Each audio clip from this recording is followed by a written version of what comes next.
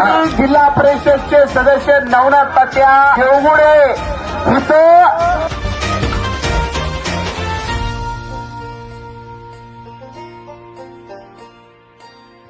आले तुफान किती